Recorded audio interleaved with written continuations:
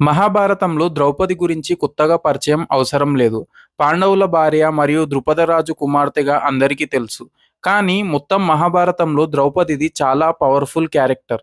ఈమెకి యాజ్ఞసేన, కృష్ణ, పాంచాలి అని కూడా పేర్లు ఉన్నాయి. ద్రౌపదికి ఈ పేర్లు ఎలా వచ్చాయి? అసలు ద్రౌపది 5 మంది పాండవులని ఎందుకు పెళ్లి చేసుకుంది? మరియు ద్రౌపది పూర్వజన్మ గురించి ఈ వీడియోలో క్లియర్‌గా చెప్తాను. స్కిప్ చేయకుండా పూర్తిగా చూడండి. ద్రౌపది గురించి మరో ఇంట్రెస్టింగ్ విషయం ఏంటంటే, వ్యాస మహాభారతం ప్రకారం ద్రౌపది మొత్తం మహాభారతంలోనే అత్యంత అందమైన స్త్రీగా చెప్పబడింది. తామర పువ్వు లాంటి పెద్ద కళ్ళు, అందమైన కనుబొమ్మలు, రాగి వర్ణం లాంటి గోర్లు కలిగి ఉండేది. సినిమా లేదా టీవీ సీరియల్స్‌లో చూపించినట్టు ద్రౌపది తెల్లగా కాదు, డార్క్ కాంప్లెక్షన్‌లో అంటే నల్లటి ఛాయావర్ణంలో ఉండేది. అందంలోనే కాదు, ద్రౌపది అత్యంత తెలివి మరియు ధైర్య సాహసాలు కలిగి ఉండేది. ఇప్పుడు ద్రౌపది అసలు ఎలా పుట్టిందో తెలుసుకుందాం. ద్రౌపది తండ్రి అయిన ద్రుపదరాజు మరియు పాండవులకి, కౌరవులకి గురువు అయిన ద్రోణాచార్యుడు చిన్నప్పటి నుంచి స్నేహితులు. అయితే ఒకరోజు ద్రోణాచార్యుడు ద్రుపదరాజు దగ్గరికి సహాయం కోసం వెళ్తే ద్రుపదుడు రాజుకి, బికారికి స్నేహం ఏంటి అని అందరి ముందు సభలో అవమానించి పంపిస్తాడు. దీంతో ద్రోణాచార్యుడు ఒకరోజు తన శిష్యుల సహాయంతో ద్రుపదరాజుని ఓడించి సగం రాజ్యం తీసుకుంటాడు. దీనికి ప్రతీకారంగా ద్రుపదుడు ఎలా అయినా ద్రోణాచార్యుణ్ణి చంపాలని అనుకుంటాడు. కానీ తన మిత్రులు మరియు పిల్లలు ఎవరూ ద్రోణుణ్ణి చంపేంత సామర్థ్యం కలిగి లేరని తెలుసుకొని ఒక శక్తివంతమైన కుమారుణ్ణి పొందాలని యజ్ఞం చెయ్యాలని నిశ్చయించుకుంటాడు. యజ మరియు ఉపయజ అనే ఇద్దరు మహర్షుల సహాయంతో యజ్ఞం ప్రారంభిస్తాడు.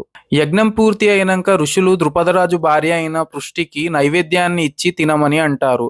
కానీ ద్రుపదరాజు భార్య అయిన పృష్టి నైవేద్యాన్ని తినకుండా చేతులు కడుక్కునేంత వరకు వేచి ఉందామని కోరుకుంటుంది. కానీ ఋషులు వేచి ఉండలేక ఆ యజ్ఞ నైవేద్యాన్ని బలిపీఠంలో విసిరివేస్తారు. దాని నుండి ఒక యువకుడు మరియు ఒక స్త్రీ ఉద్భవిస్తుంది.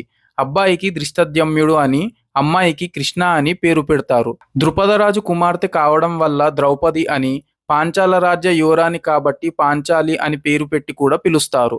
ద్రౌపదికి అనేక అవతారాలున్నాయి. ఒకరోజు బ్రహ్మదేవుడు కోపంతో ఇంద్రుని భార్య అయిన శచి, ధర్మ భార్య అయిన శ్యామల, అశ్విని దేవతల భార్య అయిన ఉష, మహాశివుని అర్ధాంగి అయిన పార్వతీదేవి మరియు వాయుదేవుని భార్య అయిన భారతిని మానవ రూపంలో పుడతారని శపిస్తాడు. కానీ పార్వతీదేవి ఈ శాపానికి ఒక పరిష్కారాన్ని ఆలోచిస్తుంది. ఇలా విడివిడిగా కాకుండా అందరూ కలిసి ఒకే మహిళగా జన్మించాలని నిశ్చయించుకుంటారు. ఆమెనే ద్రౌపది. ద్రౌపది ముందు జన్మలో వేదావతిగా మరియు నలయనిగా జన్మించింది. ద్రౌపది యొక్క ఒక ఇంట్రెస్టింగ్ పాస్ట్ స్టోరీ గురించి ఇప్పుడు తెలుసుకుందాం. నలమహారాజు మరియు దమయంతి కుమార్తెనే ఈ నలయని. ఆమె మహర్షి అయిన మౌద్గల్యుడి ధర్మపత్ని. మౌద్గల్యుడు మహాకోపిష్టి, కుష్ఠవ్యాధి కలిగి ఉండేవాడు. ఒళ్ళంతా చీము, నెత్తురుతో గాయాలతో ఉండేవాడు. కానీ నలయని ఏ రోజు చిరాకు పడకుండా భర్తకి ఓపికగా సేవలు చేస్తూ ఏ లోటు రాకుండా చూసుకునేది. మౌద్గల్యుడు తిన్న తర్వాత మిగిల్చిన అన్నాన్ని మహాప్రసాదంగా భావించి తినేది. ఒకరోజు మౌద్గల్యుడు భోంచేస్తుండగా తన వేలొకటి ఊడిపోయి తింటున్న కంచంలో పడిపోతుంది.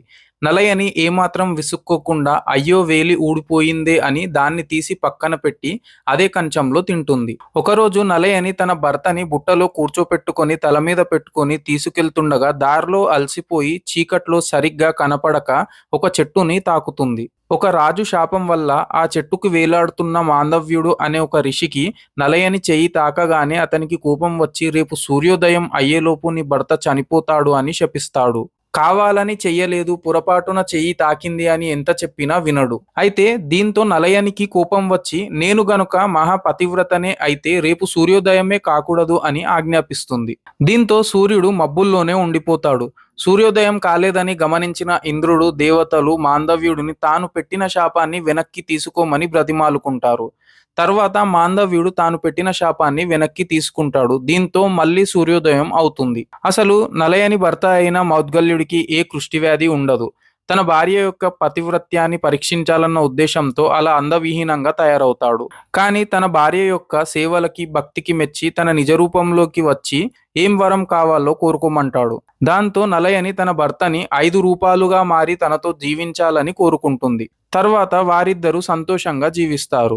లోకంలో ఎన్ని చూసినా ఇంకా తనకి సంతృప్తి కలగలేదని నలయని మౌద్గల్యుడితో చెప్పగానే తనకి కోపం వచ్చి వచ్చే జన్మలో కూడా 5 భర్తలతోనే జీవిస్తావని, వెళ్ళి తపస్సు చేసుకొని జీవించు అని శపిస్తాడు. ఆ తర్వాతి జన్మలో ఆమె కాశీరాజు కుమార్తె అనామికగా జన్మించింది. కానీ చాలా కాలం కన్యగానే ఉండడంతో శివునికి భర్త కోసం ఘోరమైన తపస్సు చేసి శివుణ్ణి మెప్పించి తన భర్తలో 5 గుణాలు ఉండాలి అని పతిపర్తి అని 5 సార్లు కోరుకుంటుంది. ఆమె కోరుకున్న దాని ప్రకారం శివుడు ఇంద్రుణ్ణి 5 మూర్తులుగా రూపొందించి మానవులుగా పుట్టవలసిందిగా కోరుకుంటాడు.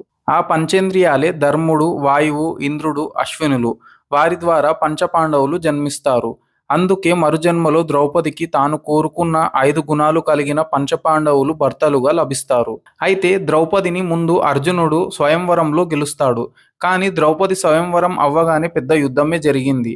అర్జునుడు మరియు అతని సోదరులు యుద్ధంలో కూడా గెలిచి ద్రౌపదిని తమ తల్లి దగ్గరికి తీసుకొని వెళ్ళారు.